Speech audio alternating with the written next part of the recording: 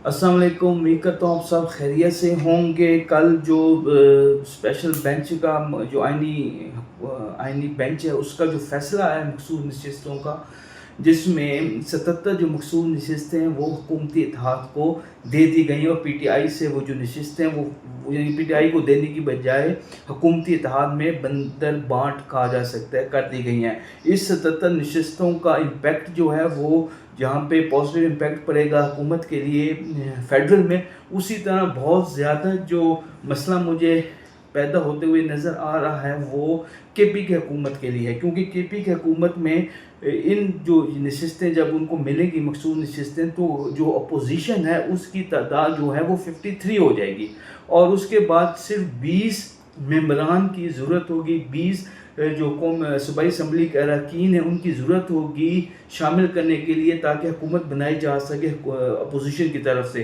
तो 20 अरकान के लिए फॉरवर्ड ब्लॉक भी बन सकता है। दूसरा, अगर फॉरवर्ड ब्लॉक न बना तो 9 मई में के जो केसेस हैं उसमें काफ़ी सूबाई असम्बली जो है केपी के की उसके जो मेंबरान हैं वो इन्वॉल्व हैं या नामजद हैं या जिन पे पर्चे हुए हैं, तो वो उनमें से छांटी करके उनको सजाएं दिलवा के नायल करवा कर ज़िमनी इलेक्शन करवा कर वहाँ पे जो 20 लोग हैं वो पूरे तादाद की जा सकती है। और जैसे 447 की हुकूमत बनी थी उसी तरह वहाँ पर भी 20 नशिस्तें जो हैं वो ज़िमनी इंतखाबात में जीत कर वहाँ पर अपोजिशन को गवर्नमेंट में कन्वर्ट किया जा सकता है।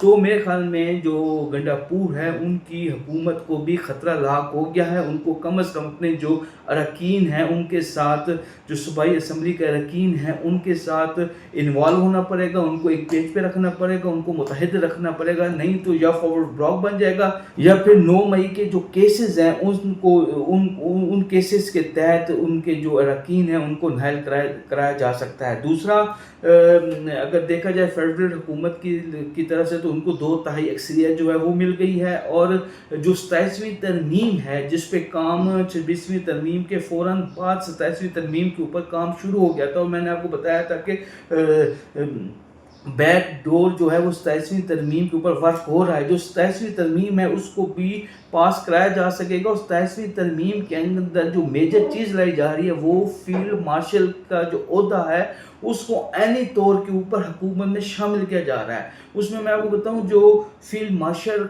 का ओहदा है, जो फील्ड मार्शल हैं उनको मेरे ख्याल में सदर पाकिस्तान की जो पोजीशन है वो भी दी जा सकती है। उस पर जो काम है वो तेज़ी से जारी है। तो जो फेडरल गवर्नमेंट है वो भी मजबूत हो गई है, 2/3 अक्सरियत उनके पास आ गई है, वो किसी किस्म का भी जो आइन है तरमीम है वो पास करा सकते हैं। और जो केपी की हुकूमत है वो उसकी जो पोजीशन है वो भी ख़तरे में पड़ गई है, क्योंकि अपोजिशन की जो सीटें वो बढ़ गई हैं, 53 हो गई हैं। सिर्फ 20 सीटें चाहिए उनको हुकूमत बनाने के लिए।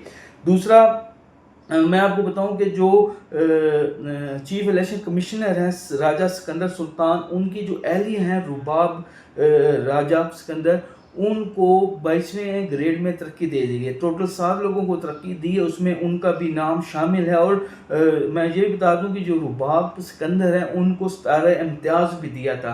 तो जो उन्होंने वफा की है, जिन्होंने 447 की हुकूमत बनाने में पूरी तक को 2 किया, साथ दिया एस्टेब्लिशमेंट का, हुकूमत का, इस माफिया का, तो उनको बहुत ज़्यादा नवाजा जा रहा है।